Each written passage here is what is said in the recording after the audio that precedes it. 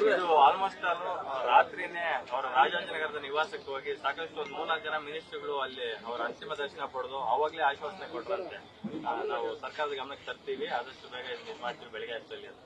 So ಇವ್ರು ಬೆಳಗ್ಗೆ 7 ಗಂಟೆಯಿಂದ ಮಧ್ಯಾಹ್ನ 3 ಗಂಟೆವರೆಗೂ ಇಲ್ಲಿ ಅಂತಿಮ ದರ್ಶನಕ್ಕೆ ವ್ಯವಸ್ಥೆ ಮಾಡ್ತೀವಿ ಅಂತಕ್ಕಂಥ ಮಾತನ್ನ ಹೇಳಿದ್ರು ಕುಟುಂಬಸ್ಥರು. ಅದರಂತೆ ಈಗ ಮಾಡಿದ್ದಾರೆ. 3 ಗಂಟೆ ಆಯ್ತು, 3:10 ಆಗ್ತಾ ಬಂತು.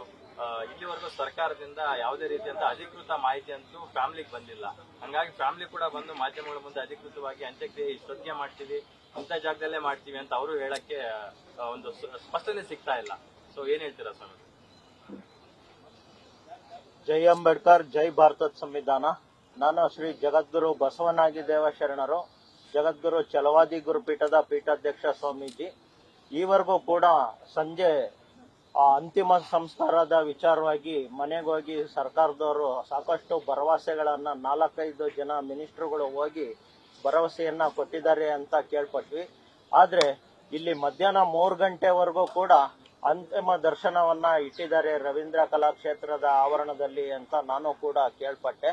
ಆದ್ರೆ ಈಗ ಅಂತಿಮ ಸಂಸ್ಕಾರವನ್ನ ಎಲ್ಲಿ ಮಾಡಬೇಕು, ಏನು ಎತ್ತ ಅನ್ನೋಂತ ವಿಚಾರದ ಬಗ್ಗೆ ಬಹಳಷ್ಟು ಗೊಂದಲ ಆಗೋಗಿದೆ. ಈಗ ಸರ್ಕಾರದವರು ಯಾವುದೇ ಒಂದು ಡೈರೆಕ್ಷನ್ ಅನ್ನ ಕೊಟ್ಟಿಲ್ಲ.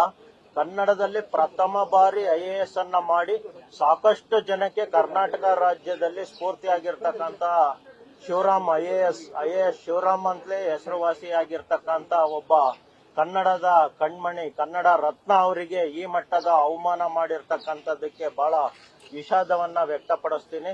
ಕರ್ನಾಟಕದ ಮುಖ್ಯಮಂತ್ರಿ ಮಾನ್ಯ ಸಿದ್ದರಾಮಯ್ಯನವರಿಗೆ ನಾನು ಸಂವಿಧಾನಬದ್ಧವಾಗಿ ತಾಕೀತು ಮಾಡೋದೇನು ಅಂತಂದ್ರೆ, ಸ್ವಾಮಿ ಸಿದ್ದರಾಮಯ್ಯರೇ, ನಾನು ದಲಿತ ಮುಖ್ಯಮಂತ್ರಿ ಅಂತ ಹೇಳ್ಕಂತ ಬಂದಿದ್ದೀರಾ, ಬಾಬಾ ಸಾಹೇಬ್ ಅಂಬೇಡ್ಕರ್ ಅಂತ ಹೆಸರು ತೆಗಿತಾ ಇದ್ದೀರಾ, ಭಾರತದ ಸಂವಿಧಾನ ಅಂತ ಎಲ್ಲಾ ವೇದಿಕೆಯಲ್ಲೂ ಹೇಳ್ತಾ ಬರ್ತಾ ಇದ್ದೀರಾ.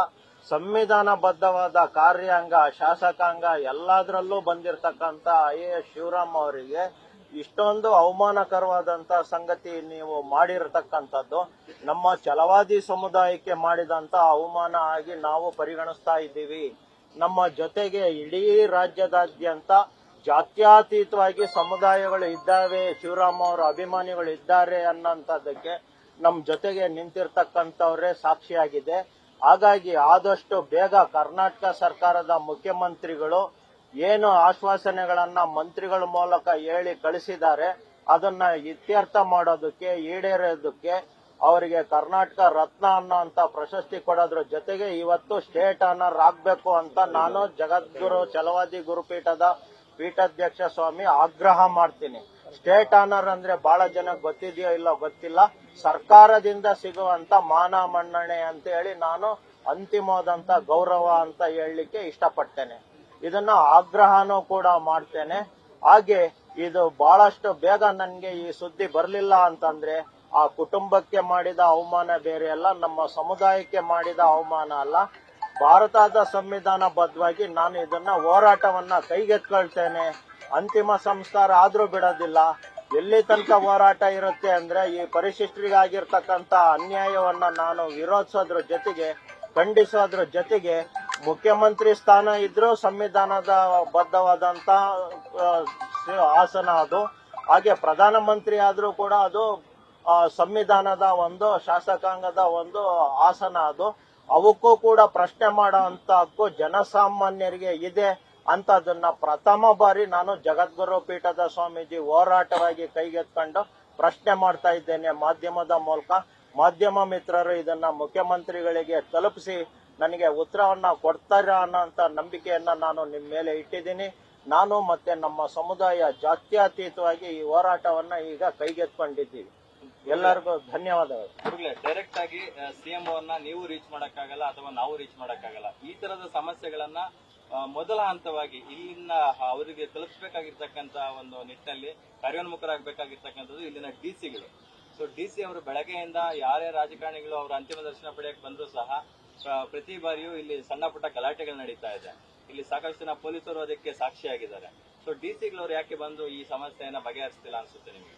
ನೋಡಿ, ಇದು ಬಹಳ ಸಣ್ಣ ಪ್ರಶ್ನೆ.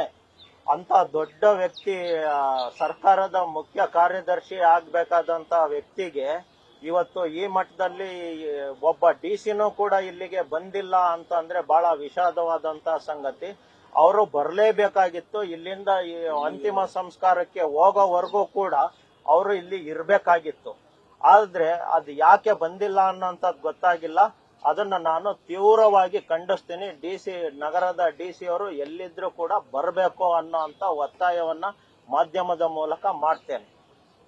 ಈಗ ಕುಟುಂಬಸ್ಥರು ಈಗಷ್ಟೇ ಮಾಧ್ಯಮಗಳಿಗೆ ಪ್ರತಿಕ್ರಿಯೆ ನೀಡಿದ್ರು. ನಾವು ನಮ್ಮ ಜಮೀನಲ್ಲೇ ತಗೊಂಡೋಗಿ ಅಂತ್ಯ ಸಂಸ್ಕಾರವನ್ನು ಮಾಡ್ಕೋತಿದ್ವಿ. ಆದ್ರೆ ಅಭಿಮಾನಿಗಳ ಒತ್ತಾಯದ ಮೇರೆಗೆ ಸಾರ್ವಜನಿಕರು ಅವ್ರನ್ನ ಸಾಕಷ್ಟು ಇನ್ಸ್ಪಿರೇಷನ್ ತಗೊಂಡಿದ್ದಾರೆ. ಮುಂದಿನ ದಿನಗಳಲ್ಲಿ ಬಂದು ಅವರ ಒಂದು ಪುಣ್ಯಭೂಮಿಯನ್ನ ವಿಸಿಟ್ ಮಾಡುವಂತ ನಿಟ್ಟಿನಲ್ಲಿ ಸಾರ್ವಜನಿಕ ಸ್ಥಳದಲ್ಲಿದ್ರೆ ಸೂಕ್ತ ಅನ್ನೋ ಕಾರಣದಿಂದ ನಾವು ಅವರ ಒಂದು ಜಾಗ ಗೊತ್ತು ಮಾಡ್ಲಿ ಅನ್ನೋ ಒಂದು ಇದಕ್ಕೆ ಕಾಯ್ತಾ ಇದೀವಿ ಅಂತಕ್ಕಂಥ ಮಾತನ್ನ ಹೇಳಿದ್ರು.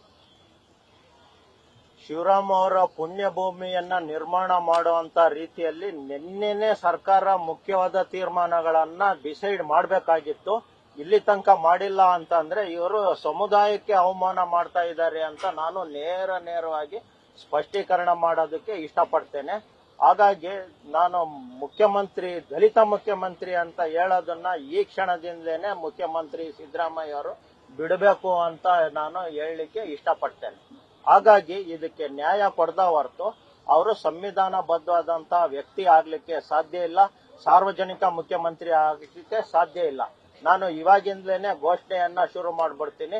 ಸ್ವಜಾತಿಯ ಮುಖ್ಯಮಂತ್ರಿ, ಸ್ವಜನ ಪಕ್ಷಪಾತ, ಏಕಪಕ್ಷೀಯ ತೀರ್ಮಾನಗಳನ್ನ ಪ್ರತಿಯೊಂದರಲ್ಲೂ ಮಾಡ್ಕೊಂಡ್ ಬಂದಿದ್ದಾರೆ ಅನ್ನೋಂಥದ್ದನ್ನ ನಾನು ರಾಜಾರೋಷವಾಗಿ ಈ ಉದಾಹರಣೆಯನ್ನ ಮುಂದಿಟ್ಟು ಹೇಳೋದಕ್ಕೆ, ಪ್ರಶ್ನೆ ಮಾಡೋದಕ್ಕೆ ಇಷ್ಟಪಡ್ತೀನಿ. ನ್ಯೂಸ್ ಫಸ್ಟ್ ನಿರ್ಭೀತಿಯಿಂದ ನಿಮ್ಮ ಪರವಾಗಿ.